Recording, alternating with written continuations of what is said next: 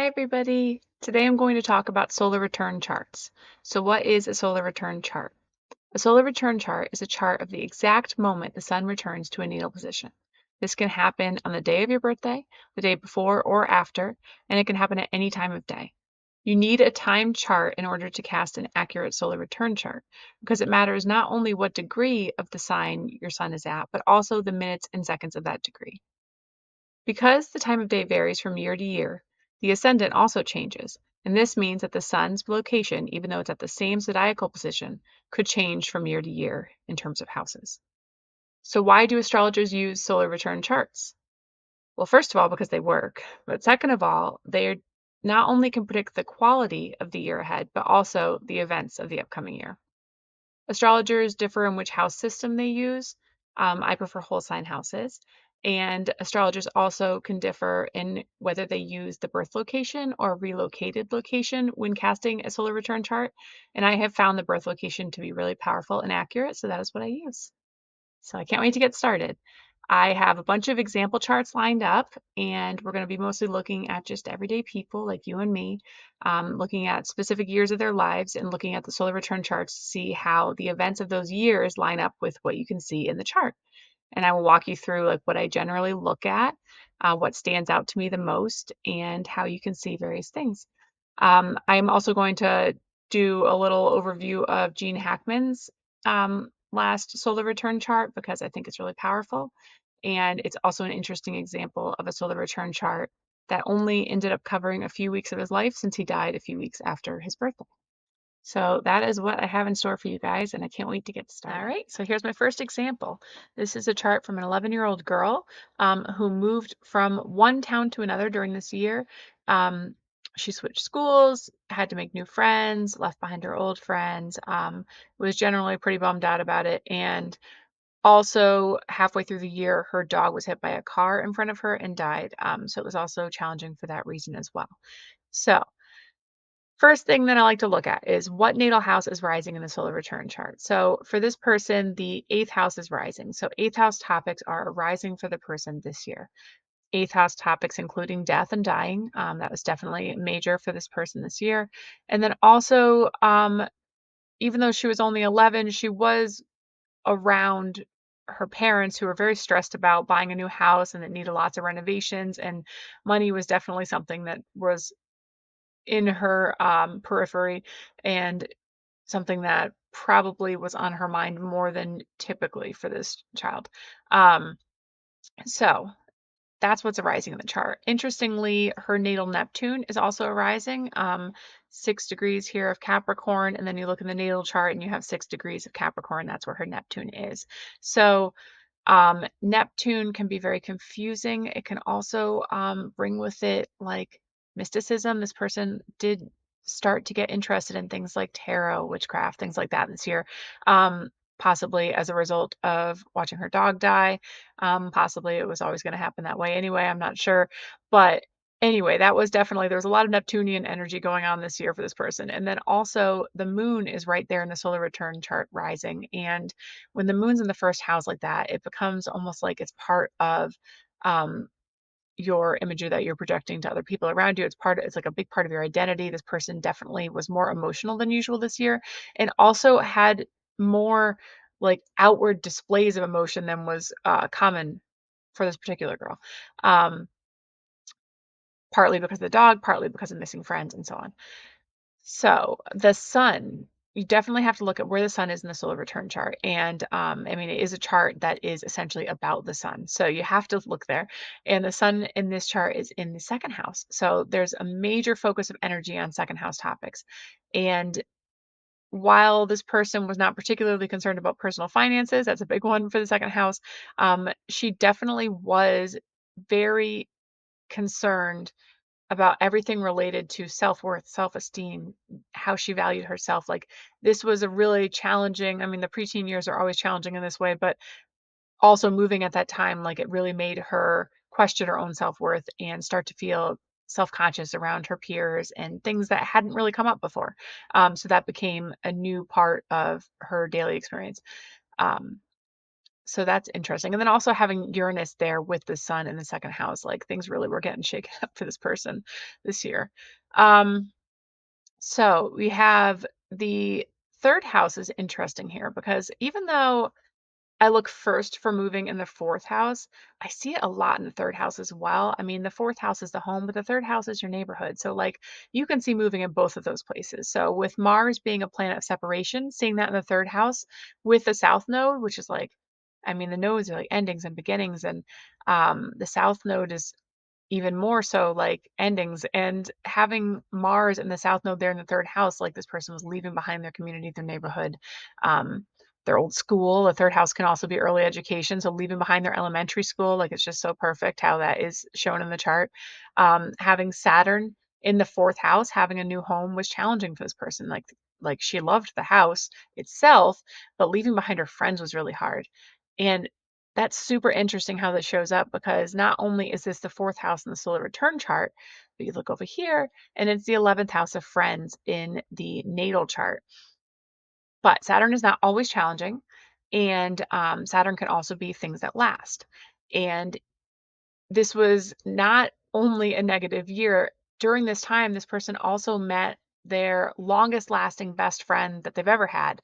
And interestingly, that friend is a super Saturnian person, both in their chart and in their personality. So it's really funny to see them represented by Saturn in this chart, because I really think that that's what's going on here. I think that this Saturn in the natal 11th house, conjunct the natal north node, and applying to this trine with the natal Venus and Saturn conjunction over here in the seventh house, like this was meeting a best friend that was a friendship that would last forever.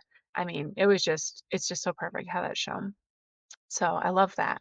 Um, I think you can see some of the insecurities in friend groups, peer groups, in with this Chiron up here in the 11th house, which also is the sixth house natally. And I think that when you're in school, like school is your work, your daily routine. So that makes perfect sense also. Yeah, so I think that that is like the bulk of what I wanted to show you with this. I did think that you could kind of see the accident in here a little bit. I don't think it would jump out at me if I didn't know about it first necessarily. But having this Mars here in the third house, which can be, I mean, you could definitely see cars in the third house, and Mars, you could definitely see accidents. So having that combination, plus it is in a square to their natal ascendant, and the natal ascendant falling in the sixth house, which can be pets, which could be accidents even. So it's kind of interesting how you can see that there. I don't, like I said, I don't think that that would be one of my initial delineations looking at this chart. Um, and a lot of the other stuff that I said, I would definitely see. But sometimes it's funny the extra stuff that you can see when you know what happened, looking back at it and being like, oh yeah, and then that's there too. So it's crazy how much you can see in one chart once you have the details and you can look for it. But there's so much you can see even without knowing the details. So I'm going to move on to the next example. And if you have any questions or comments about this chart or any of the charts in my video, just feel free to ask. All right, so here's my next example. So this chart's for a 5-year-old boy. During this year, his family moved from one country to another country. He switched schools and neighborhoods, obviously, and also the schools he were at. In the first school, he didn't speak the language and didn't understand anything that was going on, and then in the second school, he did. So that was a major change. Also, during this year, he almost drowned. Also, during this year, his baby brother was born. So let's see where we can see that in the solar return chart. So first of all, third house is rising, and like we discussed in the last example, some of the significations of the third house are neighborhoods and communities, which, and also, you know, early childhood education, schools, and he is switching schools, switching communities. So all of that makes perfect sense. But then also a major signification for the third house is siblings, and his baby brother was born this year. Also, he said that when he went to school in the country where he didn't speak the language, his little sister was the only other kid around that he could understand. So he was just really him and his sister. So he moves to this new country and it's still just him and his sister, and then his baby brother's born. So you know that siblings were a major part of his life at this time during this year. Um, okay, so In the natal chart, he has Virgo rising, so his lord of the ascendant is Mercury. And in the solar return chart, Mercury is up there in the ninth house, which is really interesting because the ninth house can be about foreign language, foreign travel. And he was not only switching languages that were being spoken at school, but also like, he could finally communicate. And Mercury is all about communication. He could finally communicate with the people around him. He could communicate with other kids. That was major for him. And also he was moving from one country to another, very ninth house. You can see the move in a big way in the 10th and 4th house for sure, because you have the nodes there, first of all, so major endings and beginnings. But then also, the sun is one signification of the sun is the father, and the father was the reason that they moved, like because of his job. So having the sun in the 10th house with a node and the father's job was a reason for this major move for this little boy is like pretty spot on. Uranus there too, so that's pretty cool. And then just like in the last chart, when we had another little kid moving from one town to another, in this case, one country to another, Saturn's there in the fourth. So that being like a difficult time, there's probably being some challenges involved with moving. Um, and then the other planet that can sometimes be challenging for people is Mars. And especially for this person who was born with a day chart, Mars is the more challenging of the two malefic planets. And then you have Mars there in the eighth house of death, and this boy almost drowned. He fell into a pool, he almost drowned, and a little girl saved him. And then he was terrified of water for years afterwards.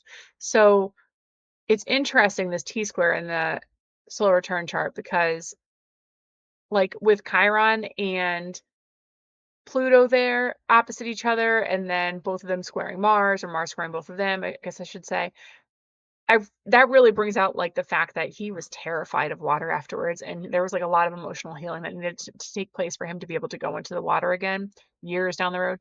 Um, but then you also have both benefic planets, Venus and Jupiter there, also opposite each other, also square Mars, and it's like, yeah, this was a really traumatic and terrible experience, but like he survived it. He was lucky. Like there was like, so it was both good and bad at the same time. Um, and a major focal point of this chart for sure.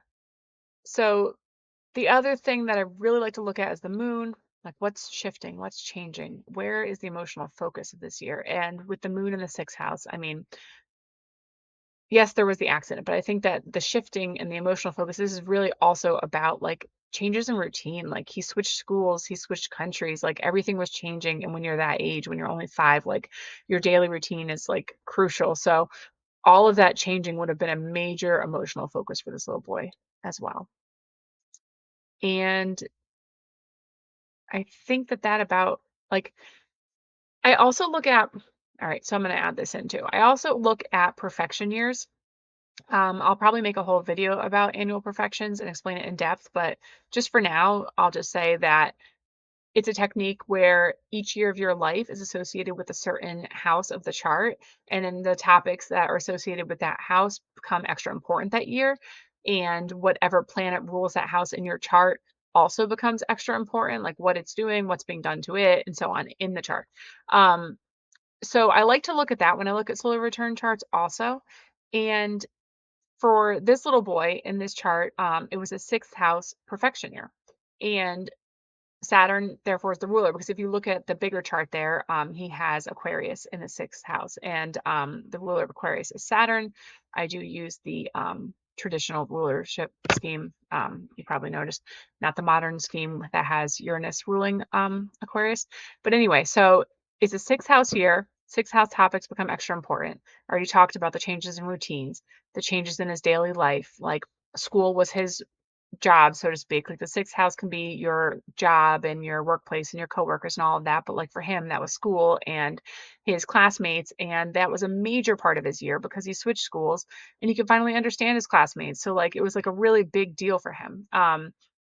And Saturn in the solar return chart in the fourth, like it's extra important this year, and it's right there with the south node in the house of home, and they had this major move. So like I have really found when I look at the solar return charts that if I look like where's the ascendant, what house is rising, what um is the perfection year, and what is the lord of the year doing, what is the lord of the natal ascendant doing, You can even look at the Lord of the solar return chart and then ascendant, and that will also give you major insight into like the big themes. And here that's Mars because we have Scorpio rising. So, I mean, even if you just looked at like Saturn here in the fourth, Mars up here in the eighth, and Mercury up here in the ninth, like that's a lot of the major themes, like moving, almost died, switching languages. Like it's like you really get a lot just from the Lord of the Year, Lord of the Ascendant for the solar return chart and the natal chart. It's really powerful. Um, but I also do definitely like to look at like where the sun is, where the moon is, what house is rising. Those are also really big for me too when I look at a solar return chart. And then if you see like major aspect patterns that jump out at you, that's also pretty important to look at. And then if you see things that like remind you of the natal chart, like in future examples, we'll see more of that and I'll really point it out to you. Those can also be like things in the solar return chart that are really coming into play. I mean, things that are in the natal chart that are really coming into play this year that are really like manifesting. So another major thing that I see, I like to look when I look at the bi-wheel with the natal chart inside and the solar return chart around it, you can see if anything is falling in the solar return chart is falling on a natal placement. And then it's like it's speaking to that placement, it's like expressing that placement. And it's really interesting to me to see that the Mars in the solar return chart is falling on his natal moon. And in a couple ways, like the moon can be your body, and he had this accident and his body was endangered, and like that is major. And then also having it in the 10th house and like him like finding his place in the world, like that being like an emotional focus for him and that being like disrupted, so to speak. That would also show up there.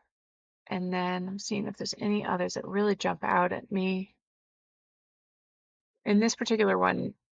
Not too much. I mean, the sun and the north node in the solar return chart are both near his natal Uranus, which can be about big changes. And obviously, there were a lot of big changes this year. Um, and then having like it be in the 12th house, and the 12th house can be associated with uh, mental well-being and emotional well-being also. But like he really developed a long-lasting phobia during this year of water. So like that was something that was a bit challenging for him this year as well. So I think that I will leave it at that for now for this chart, and we'll move on to the next one. There's so much to say for each chart, but I don't want this video to be like 10 hours long, so I'm just going to keep going. All right, feel free to ask questions in the comments. All right, so here's my third example. This is for a 35-year-old man. During this year, he had a major breakup that was like really hard on him emotionally. And he also changed his day job so that he would have more time to focus on getting his business off the ground. So a lot of big changes going on this year. Um, is really important when you're looking at a chart, and this is a great example of it, to look at what planets are angular. So you can see it says AC, MC, DC, IC. Those are the angles in the chart. And AC, the ascendant, like that's like the most personal point in the chart. Like that is like you in the chart, and having a planet right there is like it becomes a big part of your identity and your expression that year. And for him to have Venus retrograde right on that ascendant is really powerful. Um, because not only was he having to, he was rethinking his career, and he does have the sixth house rising in this chart, and he was rethinking like his like daily work. Like it wasn't so much the career, like his career goal of having his business going was still the same. That was really his focus. But his like day-to-day work, which is more the sixth house stuff, like that was being rethought. And then also he had this major relationship, and then his partner had a change of heart and ended the relationship. And I think you can see that there with the Venus retrograde and the ascendant also. And it was a really hard experience for this person. You can see Mars up in the solar return 12th house, and that separation was like majorly affecting his mental health. You can also see Uranus in the fifth house, which can be, and it's angular, which can be the house related to dating and romance and showing major changes there. But then if you think about those houses in terms of the natal chart, the 12th house in the solar return chart is the 5th house in the natal chart. So you have separation in the areas of dating and romance, and then the south node also being there, major endings. Like that's really powerful. And then you have the solar return 5th house becomes the is actually the natal 10th house, and trying so hard to get this business off the ground. He finally had an office for it, and like he was really like putting all of his energy, especially post breakup, into this business. And like that was an area he was able to majorly change in his life. So you can really see like both the dating aspect and the career aspect. Like it's interesting how they line up, and like planets in different areas are saying things about both at the same time. Um, and then you have the North Node in the 6th house, and he started a new day job. And it's, yeah, it's just all around really powerful. And then there's also the fact that he um he took this pay cut and was willing to make less money so that he could like really focus on his business. And it was like a really like deliberate decision. Like he was like really deciding like I'm going to put the hard work into this business. Like I want to make this work. I am going to give it everything I got. And that is like so Saturnian. And to have Saturn there in the 2nd house of finances, like he was willing to restrict himself, but it was like for a long-term goal, and that seems really spot on.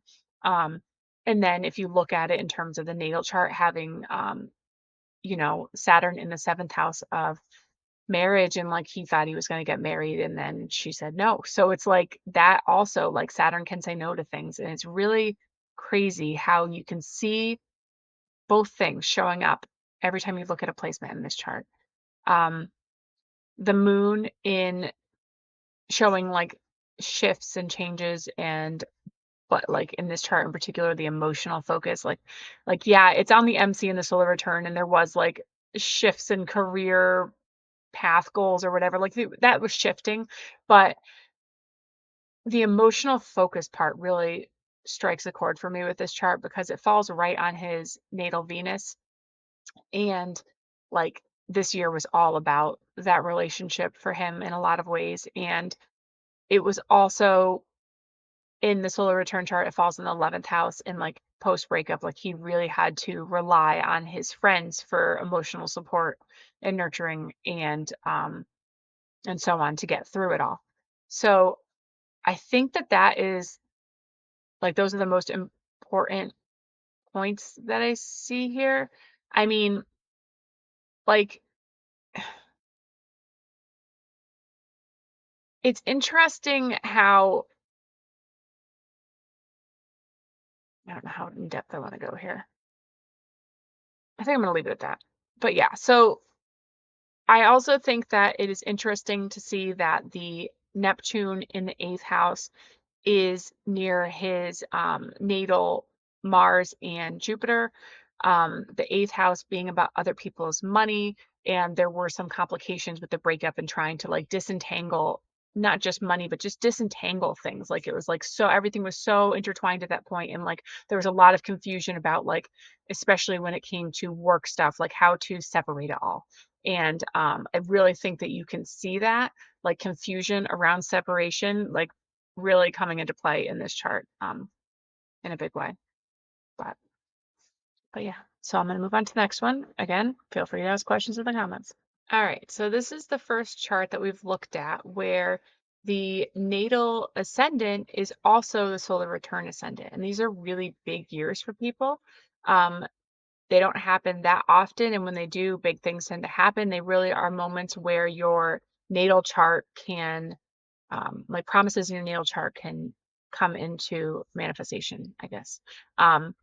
So whatever house things fall in the solar return chart, they are also the same house that they are in the natal chart since the rising sign is the same. So that simplifies the interpretation a little bit.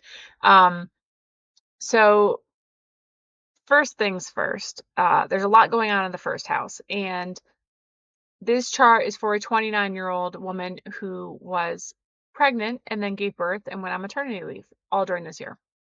And the pregnancy was super challenging on her. And there were even some fears during the pregnancy about like the health of the baby, and they had to do some extra tests and things like that. And her she was having problems with her back, and like having Saturn and Mars there in the first, especially with Mars and Pluto right near the ascendant, it's like it was not an easy time for her physically. Also, with Pluto, you could also think of that as like transforming her image of herself. Like this was like a major transformation in like who she was in the world and how she relates to other people. So like she became a mom. This was her first baby. So looking where the sun is, like in the fourth house with Uranus. So, yes, the fourth house can be about moving in the home, but it can also be about like who's in your home and like what your home life is like. And having the sun there, like her energy and her focus was on her home, and having Uranus there, like it was like majorly disrupted by a new baby, like a first baby, like everything changed at home because of this baby. So that makes sense. And having Mercury there is kind of funny too, because it was actually a sixth house perfection year. So Mercury is the Lord of the year. So having Mercury in the fourth, like again, just emphasizes like the importance of the home life and the private life and like all the changes going on there. But then also, as the ruler of the six, and the six can be the house of pets. Like they got their first dog this year too.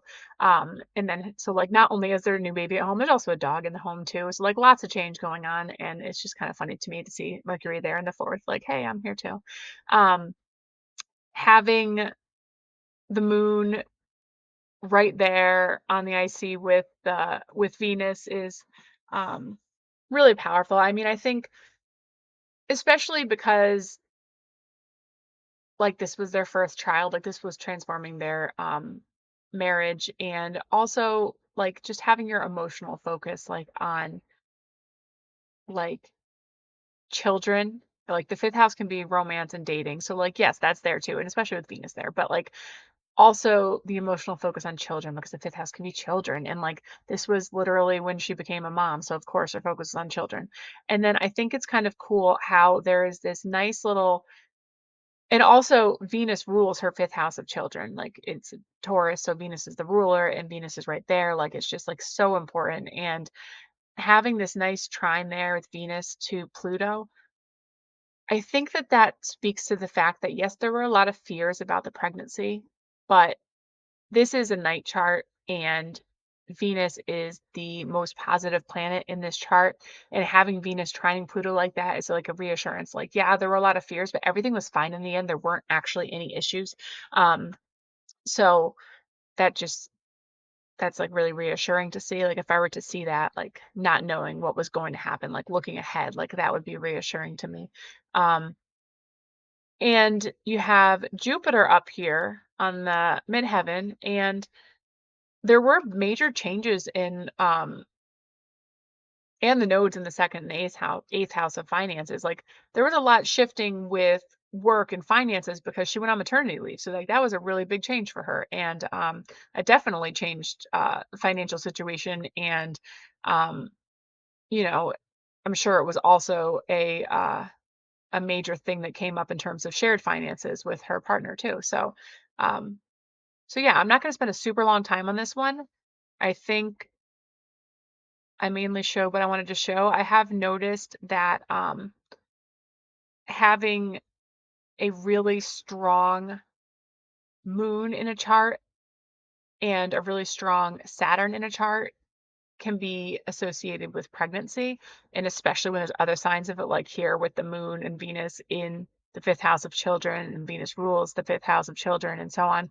I definitely see that there. But then also, like, you have Saturn in the first, and you have the moon right there on the IC. Like they're both in pretty strong locations, and they're trining each other. So it's like it really it really works in this one, in this particular example.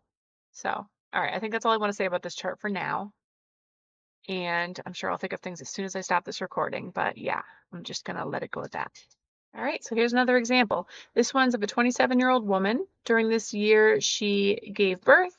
Her partner came home from the military. She struggled with postpartum depression. Her aunt died. I mean, there was a lot that happened this year. So let's just start to unpack it a little bit here. So we have the sixth house rising, and then in the solar return chart, that's Scorpio there. And then Uranus placed in the sixth house in the solar return chart. So heavy emphasis on the body that makes sense for a year when someone would give birth. Um, Also, there were some changes for in terms of work because after the baby was born, she decided to stay home with the baby. And you can also see that focus on the home with the sun there in the fourth house. Like that's where her energy was being directed. And her Lord of the Ascendant, her Lord of the natal ascendant is in the fourth house also, Mercury. And that is actually also the lord of her fourth house, and it was a fourth house perfection year. So that Mercury is pulling a lot of weight there in the fourth house. And so there's just like a heavy, heavy emphasis on the fourth house in this chart. And that makes perfect sense. She decided to stay home. Also, there were some issues with postpartum depression after the baby was born. And one thing you can see first, like right away, probably, is that Mars in the 12th house. But that also is falling in the fifth house natally. So it's like struggles with mental health and they're tied in with this theme of children. So I mean that's really pretty pretty good delineation for that placement would be, postpartum depression. Be one example. So she has Saturn on the ascendant, well, pretty close to the ascendant. It's definitely angular in the solar return chart, and that means that it's like playing a heavier role. She was pretty depressed. I think that could be part of it. But then also just like the challenges after birth, like it was like really like physically challenging and the healing process took a lot longer than she was used to. Um, you can also see the moon right on the natal descendant. And so in the solar return chart is falling in the second house. So it's showing like shifts in her personal finances. She did decide to stay home after the baby was born. So that was definitely true. That area of her life was changing. But also her husband came home from the military. So there, and then they had their first baby together. So there's like a major shift in her relationship that you can see with that moon right on the natal descendant. I mean, that's huge. Um, you can also see that opposition between there's Jupiter up there in the ninth house in the solar return, and then opposite that, you have that conjunction between Venus and Pluto, and in the third. During this time, she decided that she would stop homeschooling her children, even though it had been going really well and they had all loved it. She decided she couldn't keep doing it because of the new baby, the depression, anxiety, all that. She was just having a hard time, and she was like, I can't keep doing this right now, even though I want to. So that was a hard, like, there's a lot of push and pull there trying to decide what to do. And that Jupiter in the ninth, like, she really loved teaching them, but the Venus retrograde down there opposite the Jupiter, it's just, it wasn't the right time for it. She had to rethink that. And it basically transformed their whole lives. But then you also, if you look at that placement in the natal chart, you have that opposition going on, but you have that Venus and Pluto conjunction in the eighth house. And during this time, she actually lost her aunt. So this Venus and Pluto, and she was really close to her aunt. So it was like a really devastating loss. Um, this this experience of this loss showing up in the eighth house natally, but then showing up in the third house, which would represent aunts in the solar return chart, is like so spot on. It's kind of crazy. All right, so here's another example chart. This one's also for a 27-year-old woman. In this case, the seventh house is rising with Jupiter there, so that looks really positive and big for relationships. And you have the moon in the seventh house, so like things shifting in relationships. And sure enough, she got married this year. So that makes sense. And then you have for her, the ruler of the seventh house of relationships is Mars because it's in Aries. And you have that planet showing up in the second house of finances. And you also have the nodes in the second and the eighth house of finances. And if you look at it the opposite way for the natal chart, because this whole chart is basically flipped in the solar return to the natal chart in terms of the signs and the houses, then Uranus and Mars are showing up in the eighth house of shared finances. So obviously, weddings really expensive. They're merging their finances. Big year for that. But then on top of that, she also got a part-time job, which ended up being really important to her. She started teaching indoor cycling. And I think it's really interesting to see how that shows up in this chart because if you think of it, like cycling is a hobby, right? At first, usually for most people, indoor cycling is a hobby. And this Saturn, which is her Lord of the Year because it's a fourth house year and she has Capricorn in the fourth house. So Saturn is the Lord of her year. And it is in the fifth house natally, which would be the house of like, your passions, your hobbies.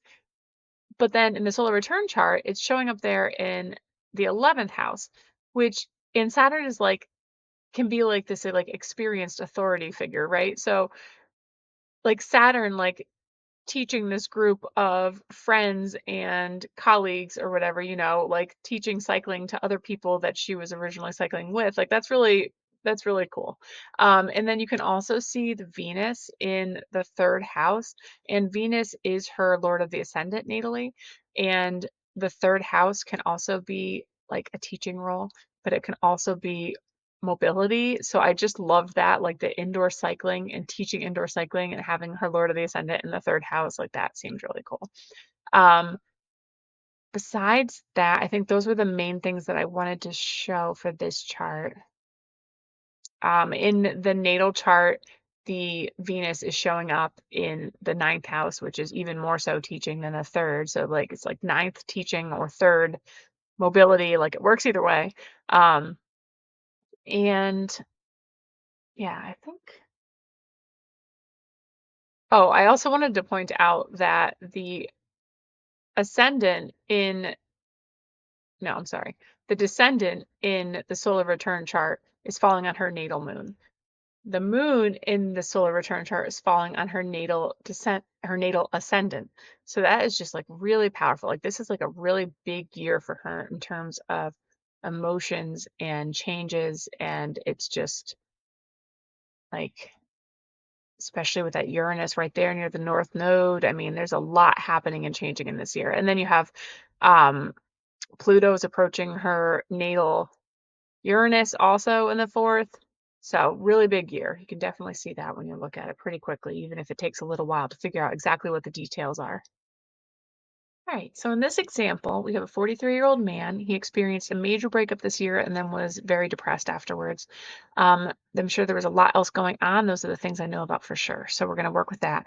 The fifth house is rising. The fifth house can be about romance and dating. And this was a short relationship. It wasn't like a marriage or something. So it was a relatively short relationship, but it was very important to this person, and the breakup was devastating. So the fifth house is rising, topics related to dating are rising. The south node is right there in the first house, so major ending. That makes perfect sense. Then you also have Mars in the north node in the seventh house, the separation of the relationship. That also makes sense. The Mercury in the seventh house, Mercury is his lord of the ascendant, so it's making it really personal.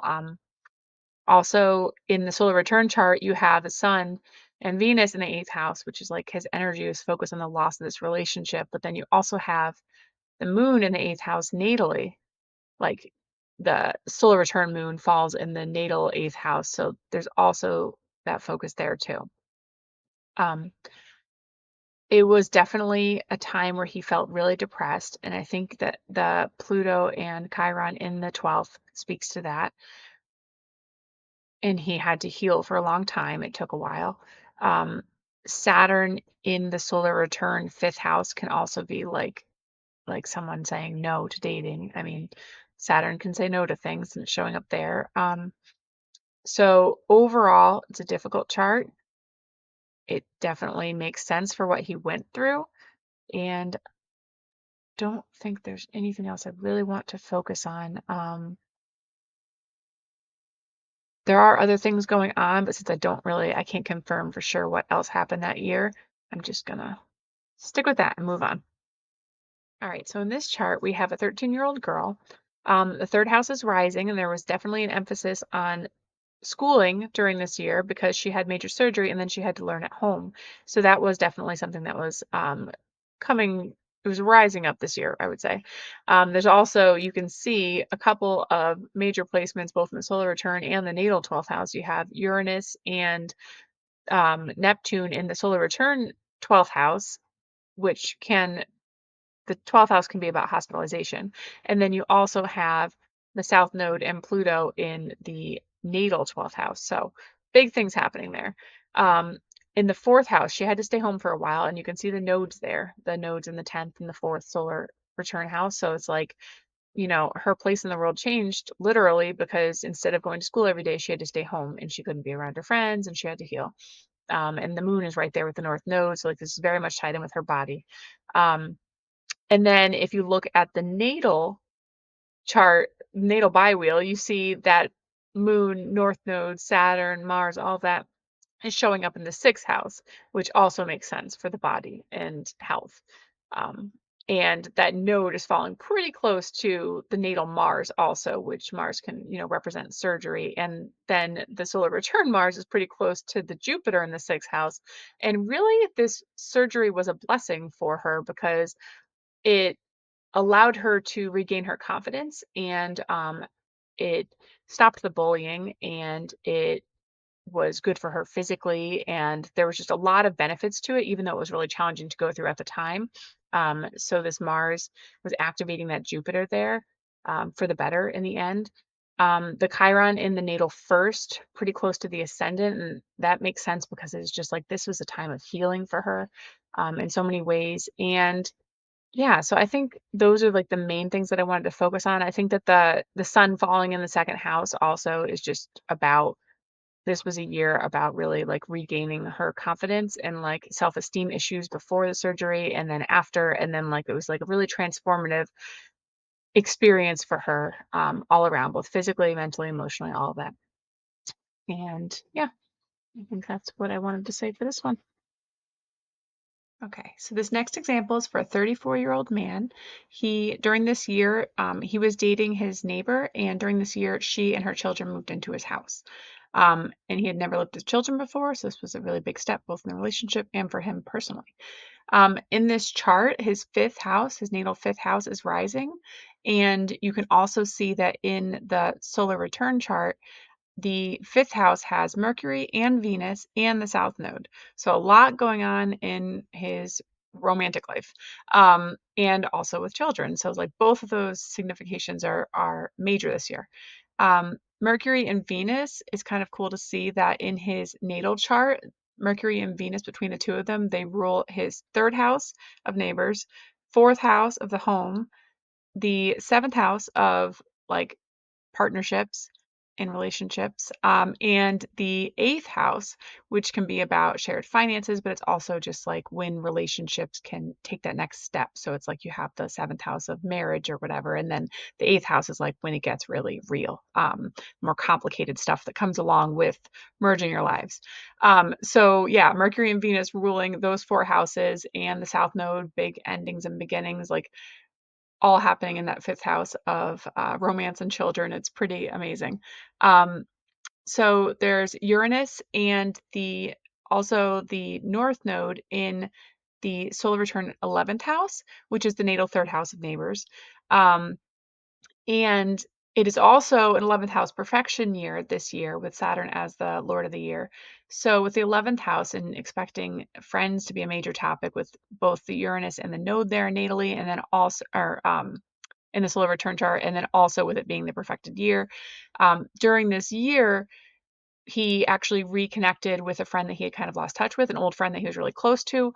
And during this year, that friend got engaged, became a father. Like it was a really big year, and he was seeing that friend a lot more after having lost touch. So it was a major theme for him for that year also. Um, so Pluto is in the solar return 7th house, and which is the natal 11th house. So also like major transformations in his relationship and in his friendship. And it's opposite the moon in the natal 5th house. Children and romance and all of that again. And then that would also be the solar return 1st house. So the moon is playing a big role here too. So like things are shifting for him, not only in like his own sense of identity and his relationships, because things that show up in the 1st are also being affected majorly by the 7th. Like that is like such an intertwined axis there. And then also with in his life in terms of children and romance. So you can also see that in the natal 1st house, you have Jupiter and Neptune. And they're also getting a nice trine from the moon in the natal fifth house. So that's just like really showing how his first house is not only being activated by that node in the solar return chart. I mean, not the node, the moon in the solar return chart, but it's also being emphasized with this Jupiter and Neptune there natally. So it's like, and the moon's helping. So it's like these are like his idea of himself and his role and his perception of like what he can be and like what his life can be like or whatever. It's all expanding. It's all kind of in flux, and there might be some confusion there, but there's also like a lot of opportunities for growth. Um, yeah.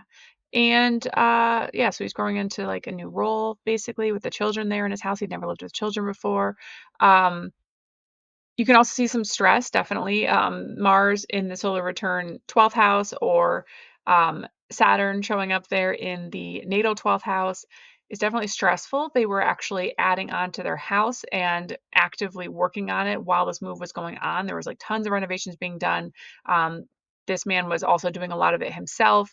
He was working nonstop, just living with kids. Like there was a lot of stress, definitely. And interestingly, um, Mars in the natal chart shows up right on the IC in the fourth house and is retrograde. And he was not only like literally working on the house and like tearing down walls and all of that, but also with the retrograde aspect, he was also having to redo some work that he had previously done on the house because it no longer worked for like what he needed it to be. So like he was not only doing renovations, he was changing old renovations and rethinking things, and that is super retrograde. So yeah, I just thought that was a really cool one, very spot on all across the board. And we'll move on to the next one. Okay, so in this chart, there's a 25-year-old woman who during this year bought a house with her boyfriend and also went back to school to take classes for work skills. Um, so it's a big year for her. Her natal sign is rising again. So all the houses line up. So the sun falls in the same house as the natal chart. And that could be because her sun natally is in the 10th house. That could be related to career goals starting to fall into place, a focus on the career, in particular this year, even if that's also a theme throughout her life. And it's a second house perfection year, so Mars is the ruler, and Mars is right on the descendant. And Mars also rules the natal house of relationships, the natal seventh house. And it is just sort of emphasizing the fact that she bought this house with her partner, and it was a major year for them. That was a big step that they made. And you can also see Uranus in the eighth house, so like major changes in shared finances, also debt from buying a house. So those are also pretty clear. Then you have the South Node in the third house. So I see that as like her leaving her neighborhood as part of this move. It wasn't like a very far move, but just leaving her neighborhood.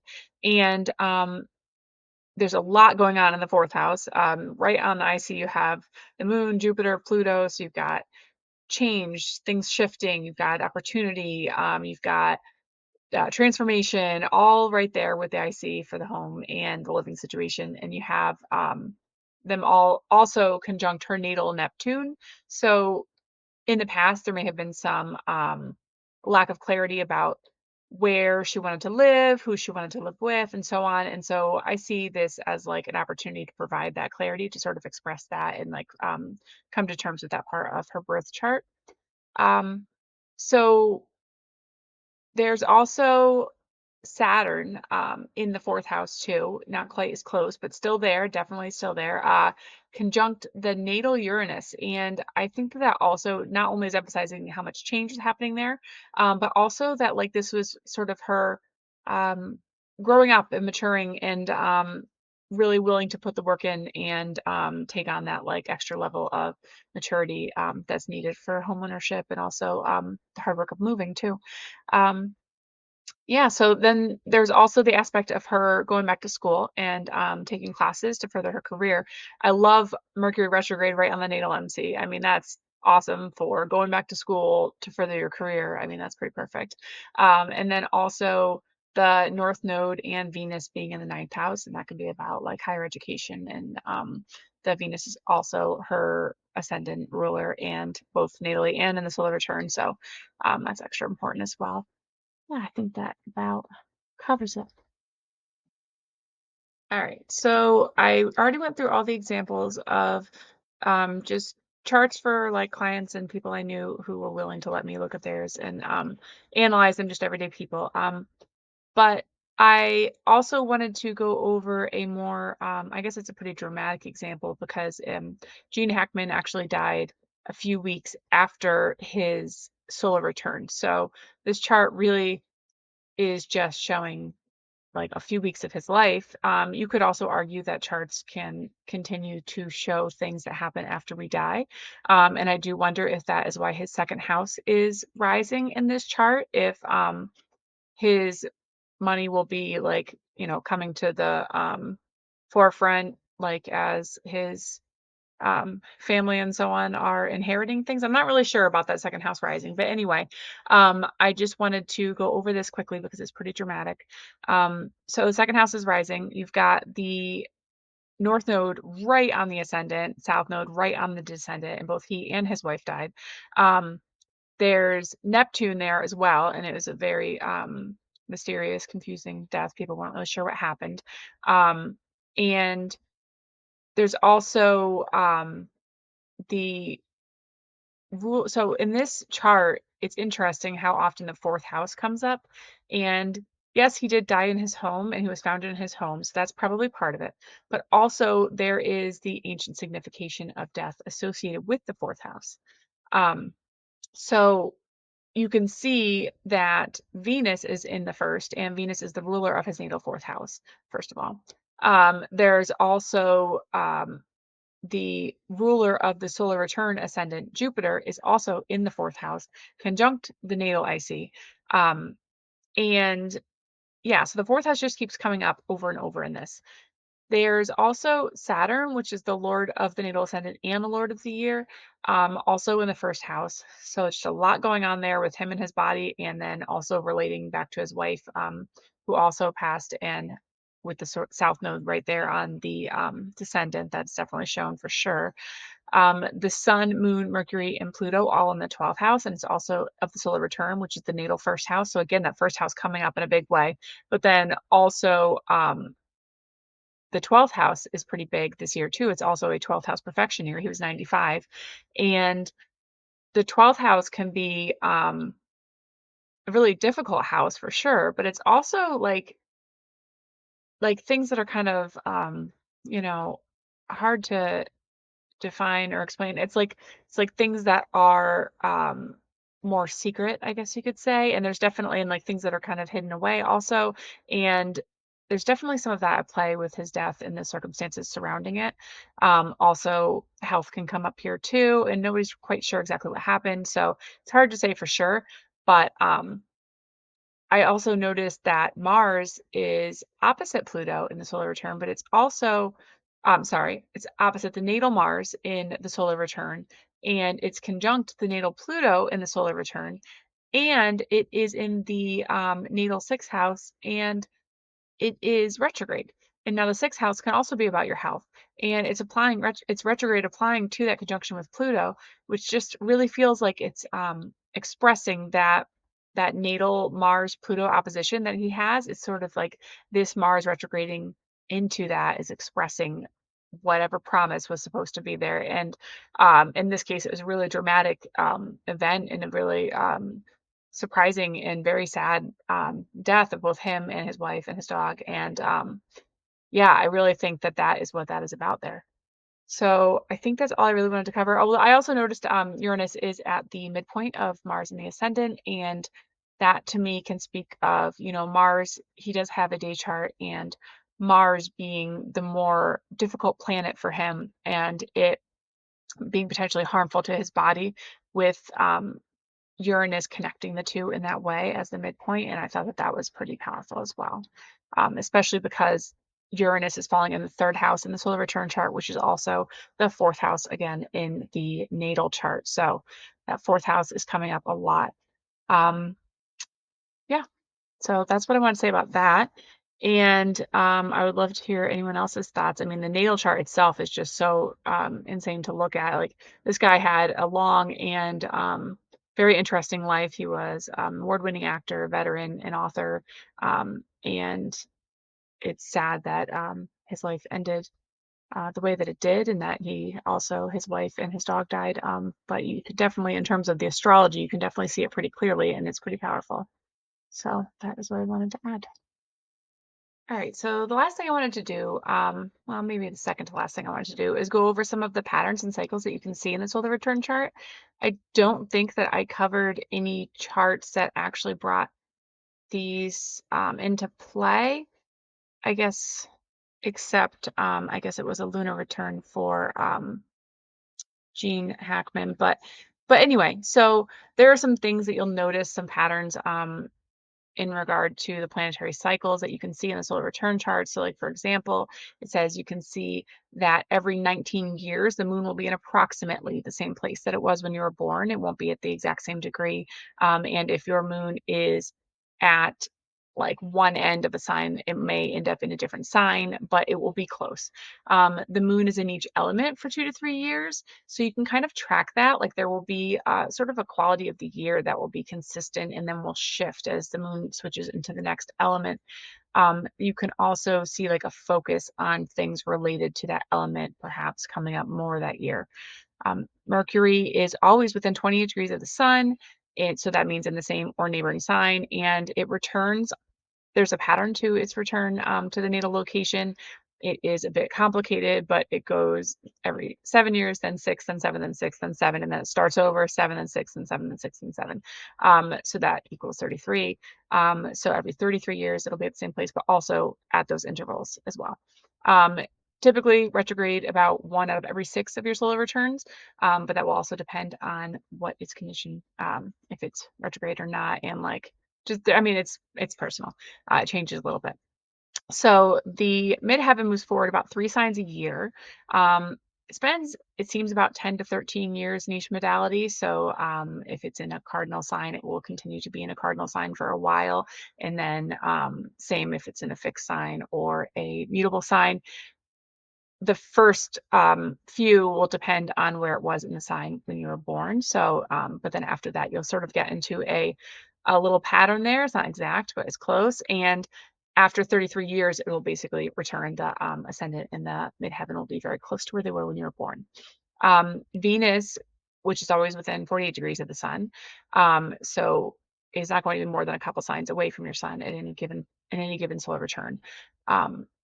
And it will return every 8 years. And typically, 1 out of every 8 will be retrograde. Not for everybody, but for most people. And because it returns every 8 years and it has a very consistent cycle, you have that set number of placements for Venus, and you can kind of also look back and see like what was going on this year 8 years ago, and kind of get a sense for the patterns in your own life and how it works out for you.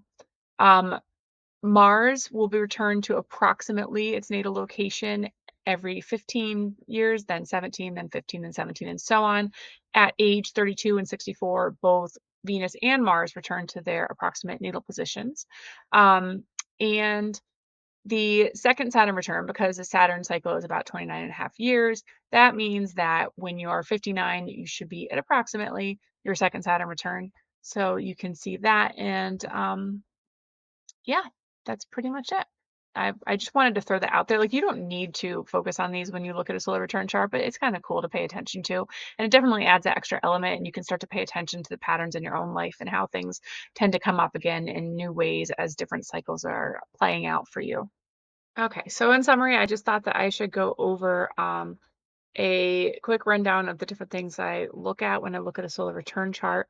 Hopefully, I don't miss anything, but I feel like I was a little all over the place and bringing some things up in some charts and not every chart. And it is part of that is just like looking at things and trusting myself to see what I need to see when I look at it, and um, trusting myself to notice the things and go with the things that really jump out at me, and just working with those.